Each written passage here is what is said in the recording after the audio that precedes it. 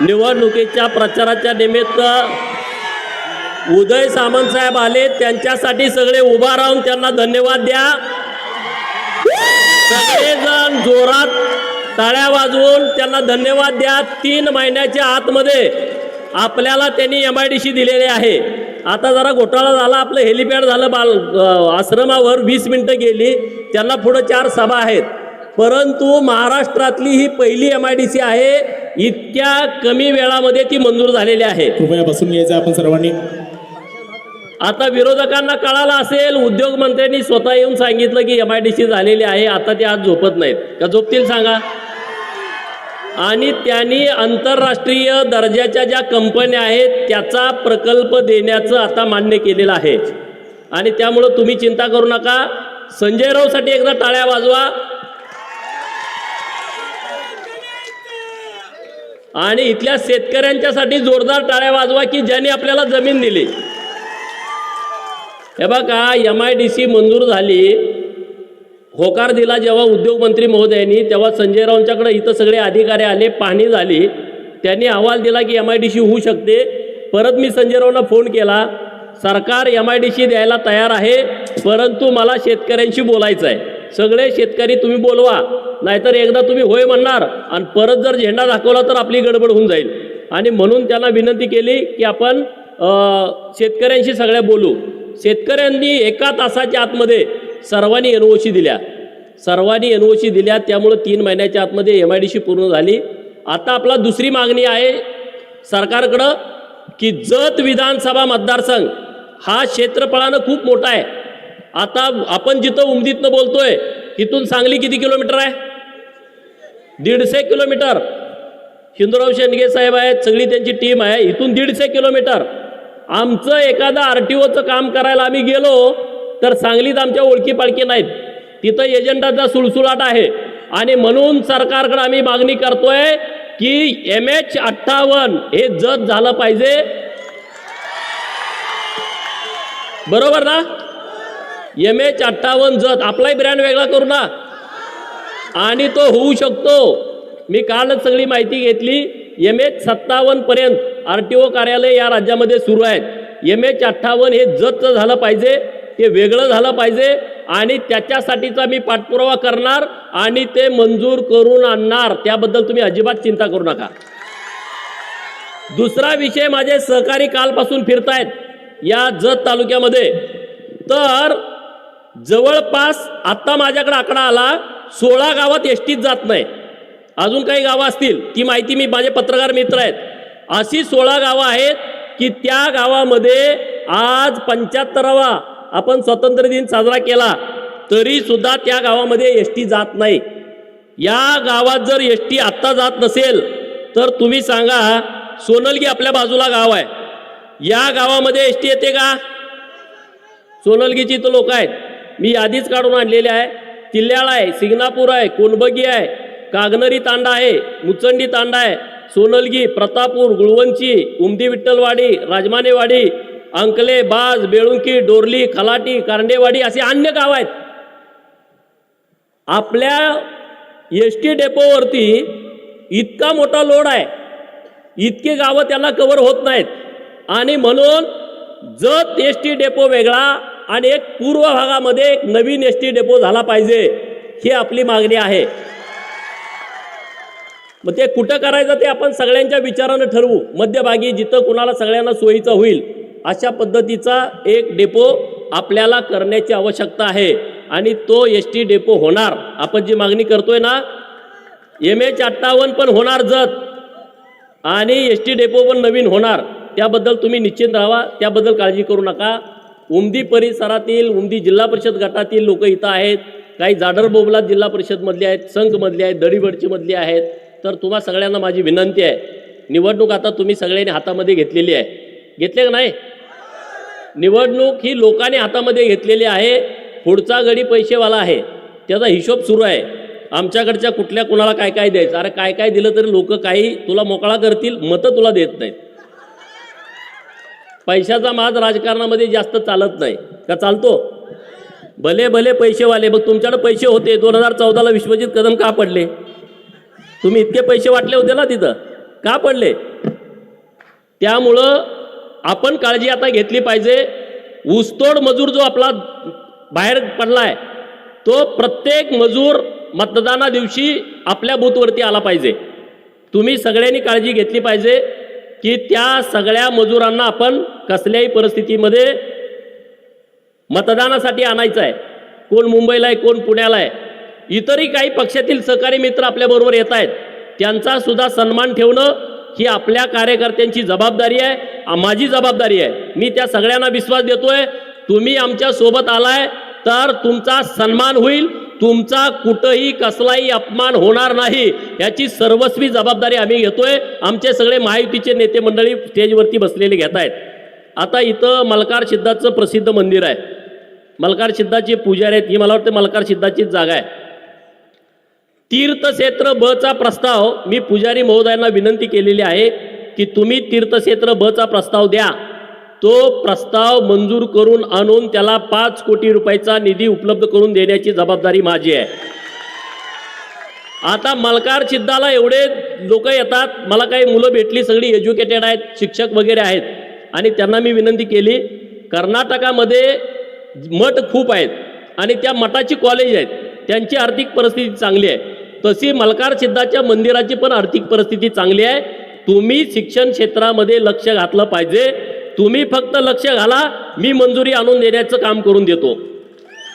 आता हे एवढ्या मोठ्या जागा आहेत ना, यामध्ये एखादं एज्युकेशन हब तयार होऊ शकतं आणि त्याला लागणारी सगळी ताकद मी देतो. तुम्ही चिंता करू नका, अख्खं सरकार तुमच्या बाजूने उभा करतो.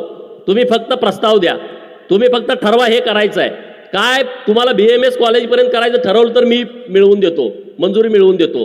तुम्ही चिंता करण्याचं कारण नाही. परवा भिवर्गीला गेलो, तिथं एक प्रसिद्ध मंदिर आहे, आता मला नाव आठवना त्या मंदिराचं, बेळण सिद्ध, मला वाटतं मल्हार सिद्धाचं आणि त्यांचं नातं आहे, वडील आहेत ते पण मंदिर खूप प्रसिद्ध आहे. आपल्या जत तालुक्यामध्ये गुड्डापूरचं दानम्मा देवीचं मंदिर 5 कोटी रुपयाचा निधी आपण उपलब्ध करून दिला. तत्पूर्वी 10 लाख रुपये सुद्धा निधी कुठल्या आमदारांनी तिथं दिलेला नाही. कर्नाटक सरकारने 11 कोटी दिले, आपण 5 कोटी रुपये तिथं 15 दिवसाच्या आतमध्ये उपलब्ध करून टेंडर करून काम सुरू झालं. लगेच परत तिकडं काळभैरवाचं मंदिर आहे बिळूरला, तिथले मला जीवनावर काका लक्ष्मण जगवंत साहेब भेटले की आमच्या मंदिराला 3 कोटी रुपयाचा निधी पाहिजे. आम्ही 3 कोटी रुपयाचा निधी उपलब्ध करून दिला. परवा मी उमराणीला गेलो, आप्पासाहेब नामत काका आमच्या भाजपाचे नेते आहेत, ते काय बोलले की दानम्मा देवीचं हे जन्मस्थळ आहे उमराणी, आणि म्हणून मी त्यांना शब्द दिला की तुम्ही सुद्धा प्रस्ताव द्या, तीर्थक्षेत्र ब मध्ये आपण हे मंदिर आणू आणि तिथं सुद्धा 5 कोटी रुपयाचा निधी आपण उपलब्ध करून देऊ. तुम्ही म्हणाल एवढा निधी द्यायला तू काय मंत्री आहेस का? मी मंत्री नाही, पण मी मंत्र्यांच्याकडून निधी आणू शकतो. मी जे शब्द तुम्हाला देतोय ना ते सगळे शब्द पुरे करणार. परवा वळसंगची मिटिंग झाली, वळसंगच्या तिथं एक दानम्मा देवी संगतीर्थ मंदिर आहे, तिथं तर लाखो लोक येतात आणि ते फॉरेस्टमध्ये आहे. मी तिथल्या सगळ्या लोकांना शब्द दिला, ती फॉरेस्टमध्ये जमीन आहे, तर पहिल्यांदा फॉरेस्टमधून जमीन देवस्थानसाठी आम्ही मिळवून घेऊ आणि मग त्याचा प्रस्ताव सादर करू. बनाळीमध्ये मी गेलो, बनाळीमधल्या लोकांनी म्हणलं की आम्हाला काही निधीच नाही. मी माझ्याकडे 30 लाख रुपयाचा निधी होता, तात्काळ दिला, त्यांचा तीर्थक्षेत्र बचा प्रस्ताव त्यांनी दिलेला आहे. मी का सांगतोय हे?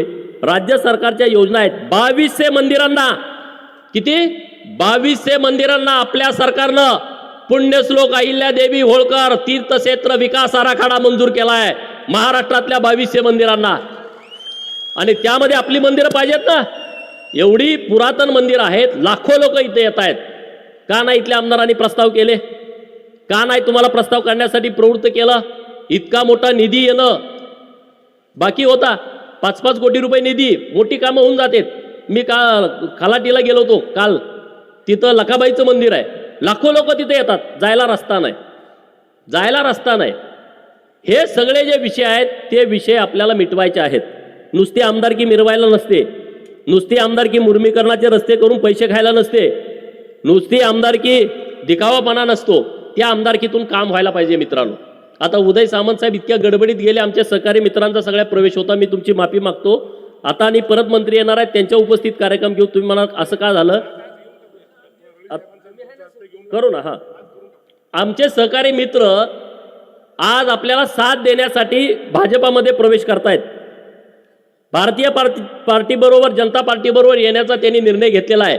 मी त्यांना पार्टीच्या वतीनं इतकंच आश्वस्त करतो, तुमच्या गावामध्ये जी कामं आहेत, तुम्ही लोकांना शब्द दिलाय किंवा माझ्या विधानसभेसाठी लोकांना शब्द देणार आहात, तो शब्द पूर्ण करून देण्याची जबाबदारी आम्ही सगळे पार्टीची लोक घेतोय आणि तशा पद्धतीनं आम्ही तुम्हाला त्याचा उत्तर निश्चितपणे देऊ. आता बरेच सगळे भागातून मंडळी आलेले आहेत. विस्तारित मैशाळ योजनेचं काम सुरू आहे आणि ते काम पूर्ण होण्याच्यासाठी अधिकाऱ्यांच्याकडे पाठपुरावा करणं, तिथल्या कॉन्ट्रॅक्टरकडे पाठपुरावा करणं, पैशाचा तर सगळा विषय मिटलेला आहे. ते सगळे विषय आपण व्यवस्थितपणे मार्गी लावून देऊ. आता जातीवाद गोपीचंद करतोय असा एक सुरू आहे. आमच्या मतदारसंघामध्ये जातीवाद नव्हता आणि गोपीचंद आल्यामुळं जातीवाद सुरू झालाय असं काय काय पुढारी म्हणतायत. तुम्हाला मतं दिली आमच्या लोकांनी तेव्हा जातीवाद नव्हता, बरोबर? तुम्हाला मतं देऊन एवढ्या वेळा आमदार करतोय, झडपीला पाठवतोय, मार्केट कमिटीला पाठवतोय, जिल्हा बँकेला पाठवतोय, आमचा पोरगा कोणी उभा राहत नाही तेव्हा आमचं जातीवाद नाही. लोकसभेला कोणी संजय काकाला, कोणी विशाल पाटलाला मतं दिली तेव्हा आमचा जातीवाद नाही. अरे मग आम्ही उभा राहिलं का जातीवाद सुरू होतोय? आणि लिंगायत आणि धनगरांचं पहिल्यांदा महाराष्ट्रातलं कॉम्बिनेशन जतमध्ये होतंय. या प्रस्थापितांचं लक्ष लागलंय, प्रस्थापितांचं लक्ष लागलंय. अरे हे गणित फार मोठं मांडलंय. मी तुम्हाला सांगतोय हे गणित तुम्ही यशस्वी करा. महाराष्ट्रामध्ये कशा पद्धतीनं राजकारण लिंगायत धनगरांच्या कॉम्बिनेशनचं होतंय हे मी तुम्हाला दाखवून देतो. तुम्ही ते सिरियसली बघा. आता म्हणे गोपीचंदला पाडायचा, लिंगायत समाजाच्या मतामध्ये विभागणी करायची. अरे लिंगायत समाज हुशार आहे, त्यांना राजकारण चांगल्या पद्धतीनं कळतंय आणि मला इथं उभा करायला कोण भाग पाडलं? धनगर समाजाची माणसं माझ्याबरोबर तर आहेत 100%, पण मला इथं उमेदवारी करायला भाग पाडलं डॉक्टर रवींद्र आरळींनी. मला इथं उमेदवारी भाग पाडलं संजय तेलींनी, नंतर सुभाष गोब्बी, चंद्रशेखर गोब्बी, आप्पासाहेब नामत काका, नंतर इकडं आपले माळी साहेब माडग्याळचे, इकडं बेंडोळगीचे चेअरमन आपले बोरामणी चेअरमन, तिकडं आरके पाटील त्यांची मुलं, जीवनावर काका, लक्ष्मणराव जगगोंड, तिथं रमेश बिरादार सर आहेत. अरे किती मंडळी आहेत. माझ्या डोक्यात ही आरळी साहेबांनी यांनी घातलं. 8-10 वेळा माझ्याकडे ही मंडळी आली, म्हणले तुम्ही उभा राहायला लागतंय. म्हणजे मी काय असाच येऊन इथं उभा राहिलो नाही मित्रांनो. आज जे गणित जुळायला लागलंय ना ते तुम्ही व्यवस्थितपणे राजकारण समजून घ्या. आपल्या मतामध्ये विभागणी करण्याचा प्रयत्न काही लोक जाणीवपूर्वक करतायत, तर तो प्रयत्न होता कामा नये.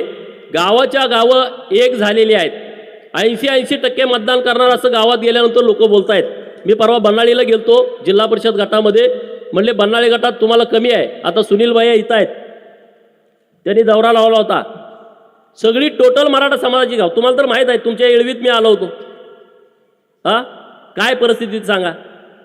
आम्ही काय कुणाला पैसे दिले का जेवण दिलं काय नाही. लोक उत्स्फूर्त आमच्या बाजूने उभे आहेत. बनाळी गटामध्ये प्रत्येक गावामधला दौरा यशस्वी झाला. 60% पुढं मतदान देतो असं लोकांनी सांगितलंय. गरीब मराठा समाज ताकदीनं आमच्या सोबत उभा आहे. त्यामुळं जातीपातीच्या राजकारणाला मुठमाती देऊन विकासाचं राजकारण आपल्याला करायचं आहे.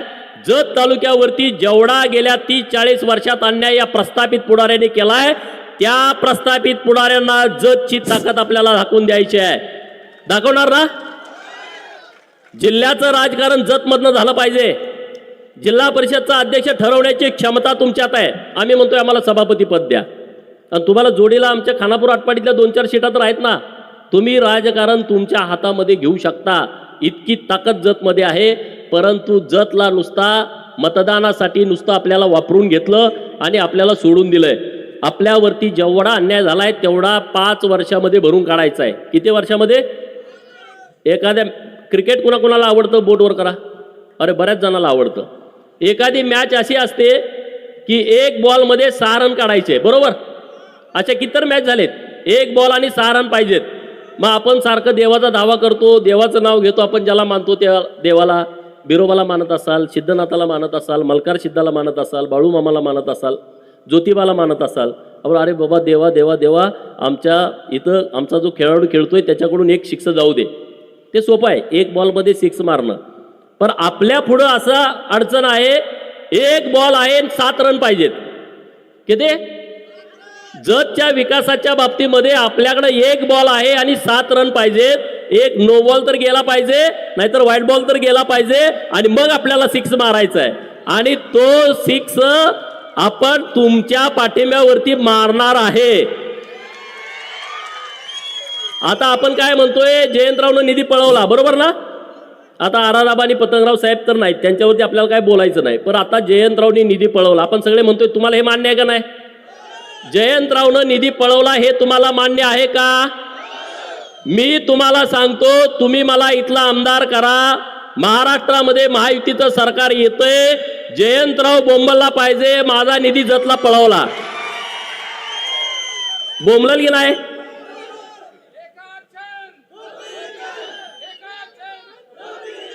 राजसत्तेमध्ये प्रचंड ताकद असते मित्रांनो, राजसत्तेमध्ये प्रचंड ताकद असते. तुम्ही मला फक्त निवडून द्या, मी 100% बोंबलायला लावतो, 100% बोंबलायला लावतो. आणि तोपर्यंत बोंबलायला लावतो जोपर्यंत आपला बॅकलॉग भरत नाही. मग तुमचा निधी तुम्हाला, आमचा निधी आम्हाला. जोपर्यंत हिशोब बराबर होत नाही तोपर्यंत कॅल्क्युलेटरवर, बरोबर ना? तुम्ही चिंता करू नका. उमदी भागामध्ये एवढी मोठी MIDC होतीये, 540 हेक्टर तुम्ही जमीन दिले. कोण कोण शेतकरी तिथं हातवर करा.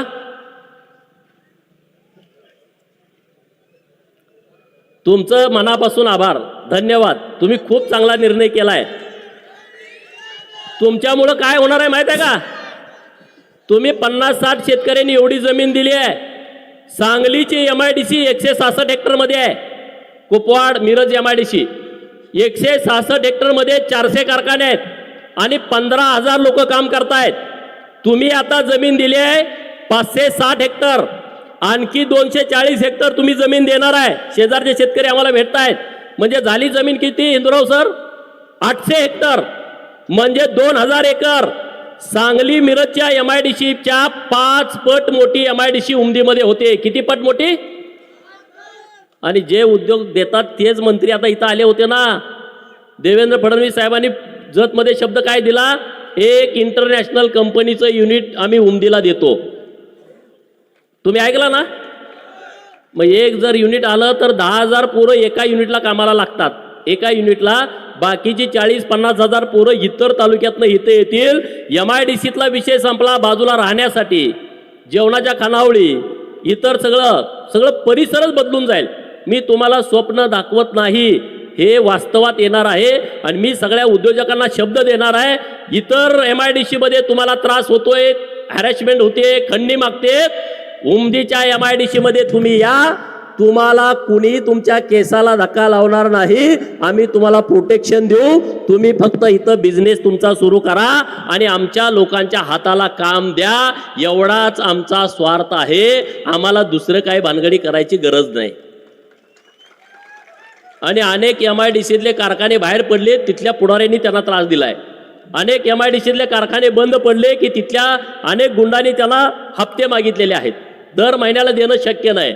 आणि मी तुमच्या सगळ्यांच्या साक्षीनं सांगतोय, आपल्याला त्यांना प्रोटेक्शन दिल्याच्या नंतर या सगळ्या परिसराचं नंदनवन होणार आहे. परिसराचं नंदनवन होणार आहे.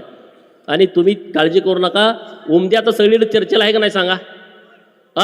उमदी MIDC, जत विधानसभा, अख्ख्या महाराष्ट्रात जतकडं सगळ्याचं लक्ष लागलंय की नाही? जे काय 10-12 मतदारसंघ असतील त्यामध्ये हा मतदारसंघ आलाय की नाही? चर्चेत आता नंबर 1ला आहे. प्रचाराचा नारळ जतमधलं फुटला. भाजपच्या प्रचाराचा नारळ जतमधलं फुटला, याचा तुम्हाला अभिमान वाटतोय की नाही? अरे 160 गडी उभा आहेत चिन्हावरती. किती? आपणच एक आहे का नवसाचं? नाही, 160 आहेत.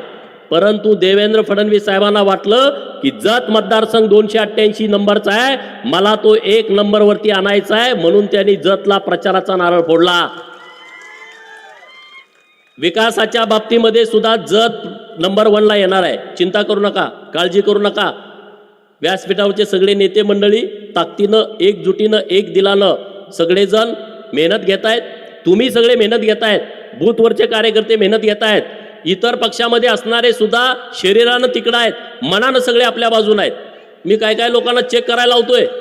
मी एक काँग्रेसच्या कार्यकर्त्याला काल पाठवलं, म्हणलं जे काँग्रेसचे तिकडं काम करते त्यांना जाऊन भेट, त्यांना म्हण की इथनं आपण अजिबात ताकदीनं काम करायचं. ते हळूच म्हणते तुम्ही कशाला असलं करताय राव. त्याला समजून सांगायला लागलेत, तुम्ही असलं सांगू नका.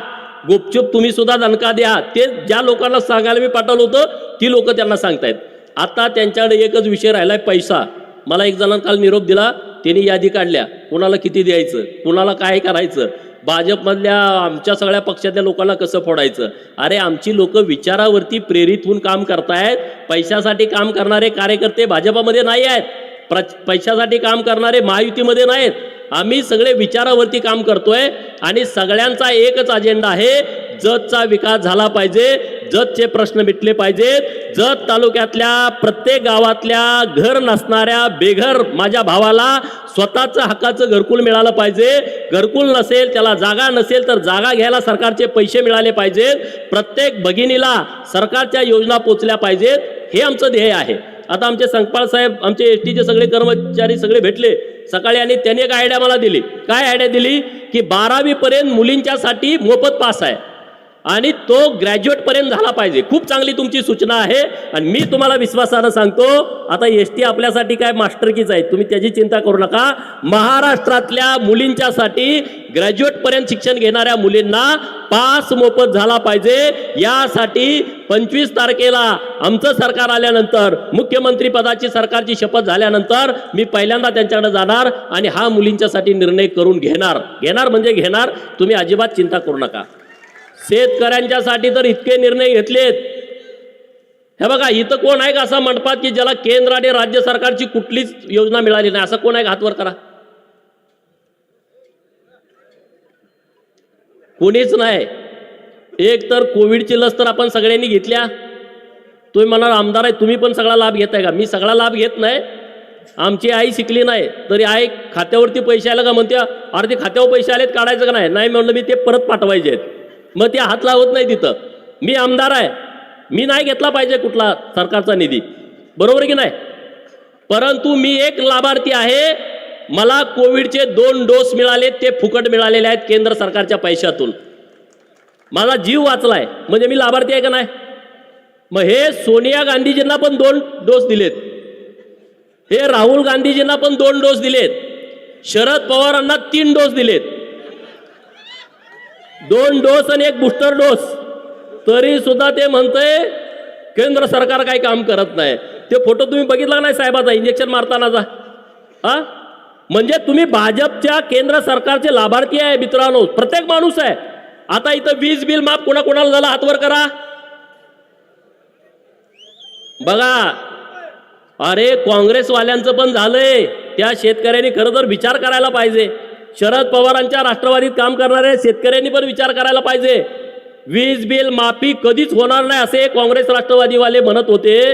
राष्ट्रवादीवाले म्हणजे शपचे, इकडं अपचे आपल्यासोबत आहेत, तर कधीच होणार नाही असं म्हणत होते.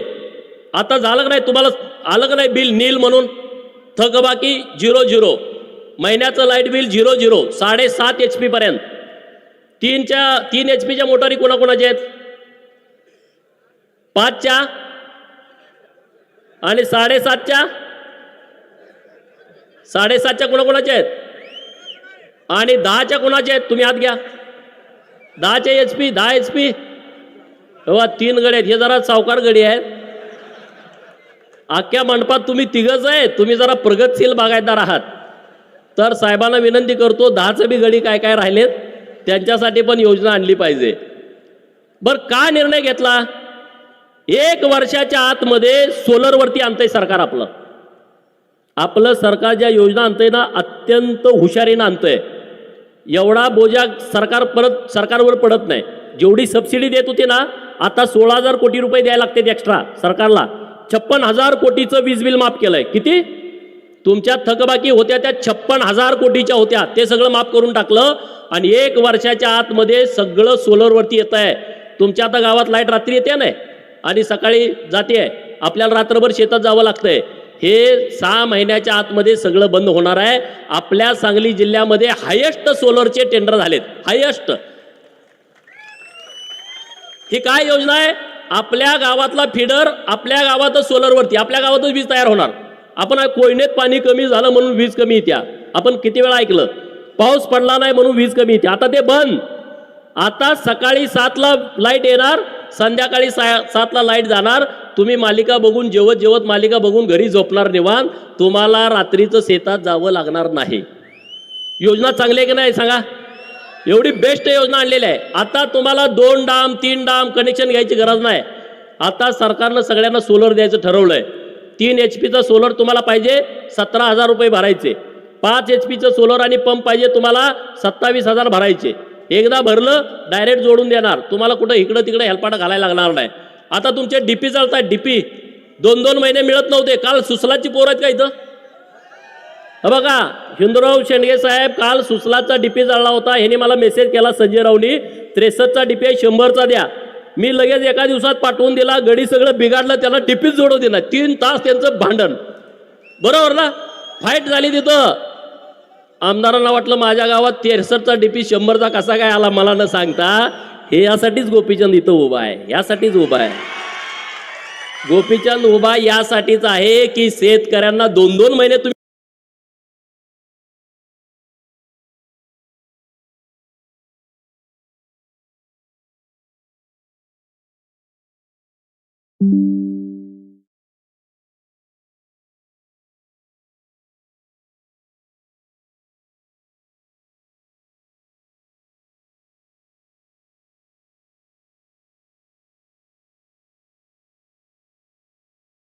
तुम्ही वाट बघायला लावता 2-2 महिने.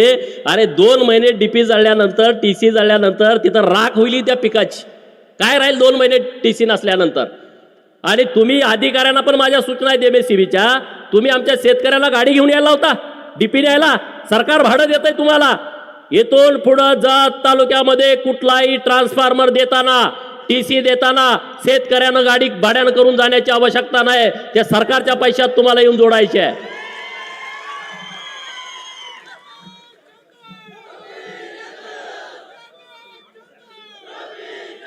रेशन कार्ड काढायला 5,000. मी तहसीलदार साहेबांना सांगितलं इकडे येताना तुम्ही जतला या एजंट बंद झाले पाहिजेत.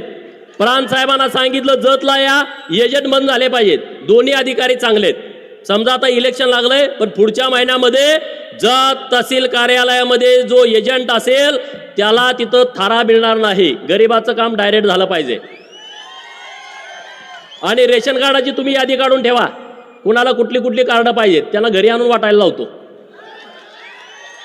मला भुजबळ साहेबांनी सांगितलं होतं कुठली कुठली कार्ड आहेत मला सांग त्यांना घरीच जाऊन द्यायला होतो. पण तुमच्याकडून यादी झाली नाही. मी बऱ्याच जणांना सांगितलं कुणाला कार्ड पाहिजेत सांगा.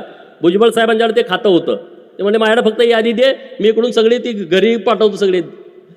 अरे सरकार चालवायला आलं पाहिजे ना. आमदारकीचा वापर योग्य करायला आला पाहिजे. मी तुम्हाला शब्द देतो दर महिन्याला जत तहसील कार्यालयामध्ये आपल्याला जनता दरबार घ्यायचा आहे. दर महिन्याला तुम्ही मला आमदार निवडून दिल्यानंतर एका बाजूला सगळे अधिकारी DYSP प्रांत साहेब तहसीलदार साहेब PI साहेब BDO पंचायत समितीचे सगळे अधिकारी सगळ्या खात्याचे बांधकाम असेल MSCB असेल तुम्हाला पाहिजे ते जलसंधारण जलसंपदा ग्रामविकास कुणी एका बाजूला अधिकारी ग्रामसेवक अण्णासाहेब तलाठी अण्णासाहेब इकडं माझी तालुक्यातली जनता. तुमचा कोणाचा प्रश्न आहे समोरासमोर उत्तर. माझी नोंद झाली नाही का नाही झाली बरोबर ना.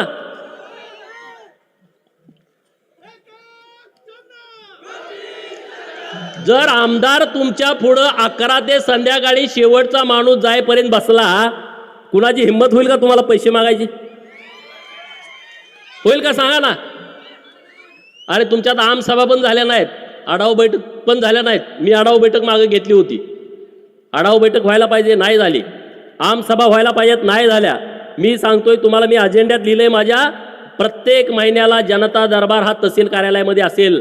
सरकारी इंतमामात काही चिंता करू नका काही काळजी करू नका. मी तुम्हाला पिक्चरची स्टोरी सांगत नाही. मी जे वास्तवात काम करणार आहे तेच मी तुम्हाला सांगतोय. आणि मग जे गडी विरोधात आहेत त्यांना जाऊन संध्याकाळी भेटा. एक एक कटवाई गडी तिकडे आहे तो. कुणाकुणाचं दोस्त काँग्रेसमध्ये हातवर करा. किती जण आहे राहू तुम्ही. हिंदूराव शेंडगे साहेबांनी केलेत बरेच गडी गोळा. तुम्ही तिकडे जे दोस्त आहेत का नाही त्यांना जरा सांगा समजून. हा इथल्या इथं तुम्ही 1-2 माणसं कटवा तिकडे डिपॉझिट राहत नाही. काय त्यांनी करायचं ते करू द्या.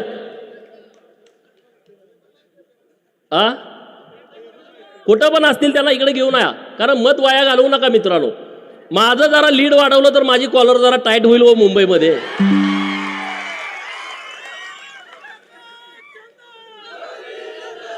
बऱ्याच गड्यांना प्रश्न पडला ह्यो निवडून येतोय का नाही. त्यांना इथं एवढं रान फाटलेलं वर माहीत नाही, बरोबर ना. एवढं रान फाटलेलं त्यांना माहीत नाही. पण आता 23 तारखेनंतर आपला धुमाकूळ होईल राज्यभरामध्ये. मी तुम्हाला एवढा शब्द देतो की जतला जेवढा त्यांनी अपमान केलाय, जत तालुक्याचा, आटपाडी तालुक्याचा, कवठे मंकाळ आणि खानापूर या तालुक्याचा खूप वेळा अपमान झाला. राजकीय अपमान, सामाजिक अपमान मोठा झालाय. तुम्ही मला निवडून दिल्यानंतर त्याच पटीमध्ये सन्मान मी आपल्या तालुक्याला मिळवून देईल. त्याच पटीमध्ये महाराष्ट्राच्या कानाकोपऱ्यात तुम्ही कुठं गेला, 288 जत म्हणला, तुमचं काम झालं पाहिजे. 90% लोकांची कामं अशीच होतील. जतचा आहे, गोपीचंदचा माणूस आहे, एवढ्या कामं होतील. 10% काय काय खोडसाळगड आहेत, माझं नाव सांगितलं बी काम करत नाहीत. त्यांचा जरा किडा वळवळतो मला माहित आहे.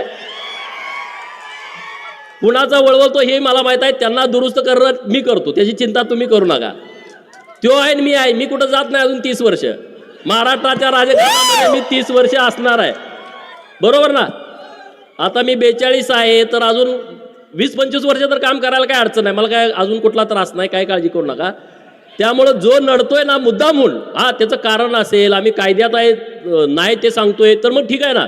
पण कायद्यात असताना सुद्धा जो त्रास देतोय तर त्याला सरळा करावाच लागतो. आता माझे एसटीचे कर्मचारी इथं आले, त्यांना विचारा, त्यांच्या आयुष्यामध्ये सगळ्यात जास्त पगारवाढ आपण केलेली आहे, सगळ्यात जास्त. पहिल्यांदा असं घडलंय, पहिल्यांदा असं घडलं. बैलगाडा शर्यतवाले कोण आहेत का इथं? बघा, माझे पत्रकार मित्र आहेत इथं. बैलगाडा शर्यतवाले मालक सगळ्या आमदारांना भेटले होते, 288 आणि विधान परिषदेच्या सगळ्या आमदारांना. ते म्हणायचे आंदोलन करा, रस्ता रोको करा. ते माझ्याकडे आले, 200-300 आले होते. मी त्यांचं ऐकून घेतलं व्यवस्थित. ते म्हणले राव बैलगाड्याची शर्यत बंद आहे आणि मग ती चालू करायला पाहिजे. मग मी म्हणलं तुम्ही काय काय केलं? आम्ही रस्ता रोको केलं, आम्ही मोर्चा केला, आम्ही मेळावे केले, आम्ही जेलबरो केलं, आम्ही सगळं केलं, उपोषण केलं, कोण दाद देणार? बरं ठीक आहे म्हटलं, मला जरा मी सगळी डिटेल माहिती घेतो आणि आपण एक आंदोलन करू. परत दुसऱ्यांना मी त्यांना बोलवलं, तोपर्यंत मी डिटेल माहिती घेतली. डिटेल माहिती काय होती? 39 लाख देशी गोवंशाची बैल कत्तलखान्याला गेली होती. किती? 39 लाख बैल. मग त्यांना मी सांगितलं आपण एक आंदोलन करू. कुठलं आंदोलन? बैलगाड्याची शर्यतच भरवू, हेच आपलं आंदोलन. बैलगाड्याची शर्यत भरवली. 8 दिवस अख्ख्या राज्यभर देशभर चर्चा झाली. 8व्या दिवशी बैलगाड्याची शर्यत चालू झाली. झाली का नाही? 8व्या दिवशी बैलगाड्याची शर्यत चालू. त्याचा फायदा काय झाला?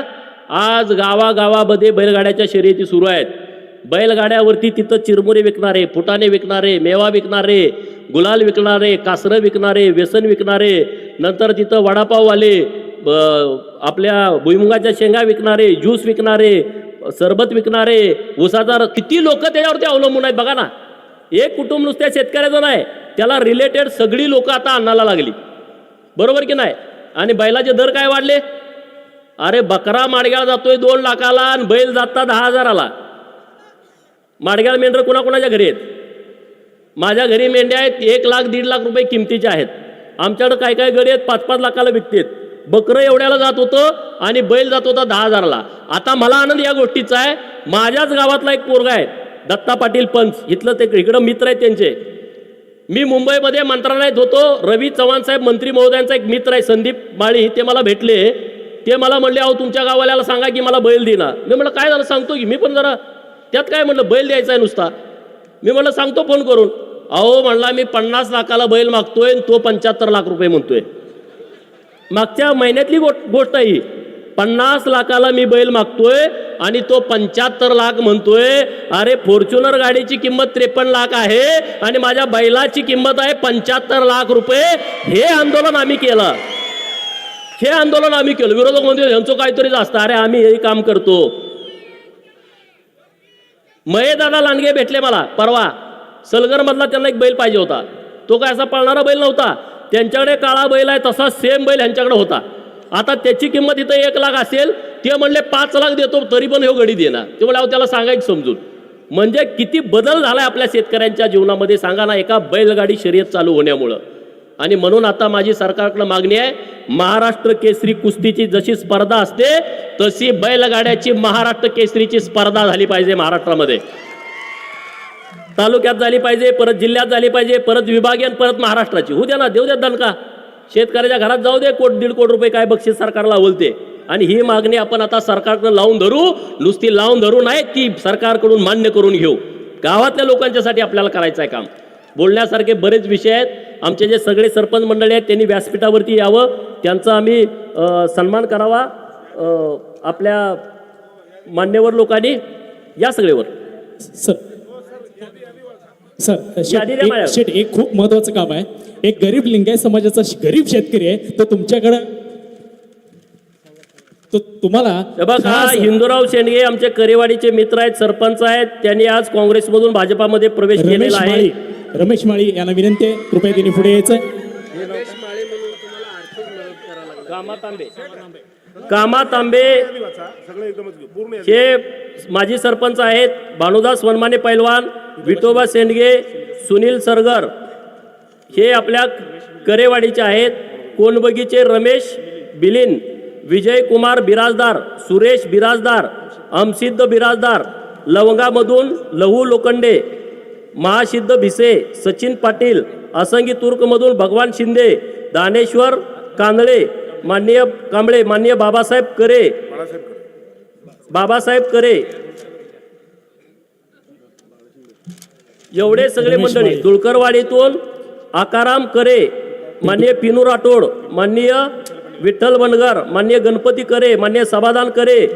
दरीबडचीतून अमोक्षित शेंडगे, माननीय राजेंद्र आटपाडकर, माननीय रमेश माळी, कोत्तेव बोबलातमधून माननीय बिरुदेव करे, माननीय अंबादास करे. मोरबगीतून आप्पासो गोंडा बगली, लक्ष्मण गोंडा बगली, भीमराय करकल, महेश पाटील, महेश अंकलगी. नंतर बालगावमधून गोपाळ सिद्धराया माळी, नंतर सोनलगीमधून बसवराज पाटील, माननीय अप्पासाहेब पांढरे, माननीय वनाप्पा कोळी, माननीय प्रवीण वनेकर, दोंडीबा पांढरे, रामू पांढरे. आणि उमदीमधून राजेंद्र कोळगिरे, वडार समाजाचे नेते, रेड्डे समाजाचे नेते, माननीय सोमलिंग बोरामणी, माननीय सिद्धूगौड पाटील हे सोबत नेते. शेठ एक अतिशय महत्वाचं होतं, एक गरीब लिंगायत समाजाचा शेतकरी हा आपल्याला 11,000 रुपयाची देणगी खास आपल्या या गोपीचंद पडळकर साठी देते. एक गरीब शेतकरी बघा, लिंगायत समाजाचा एक गरीब शेतकरी खऱ्या अर्थानं आपल्या या ठाणे वाघाला निवडणुकीसाठी 11,000 रुपयाची देणगी देतोय. खऱ्या अर्थानं गोपीचंद पडळकर हे सामान्यातले नेते म्हणून इथे उदयास येतात.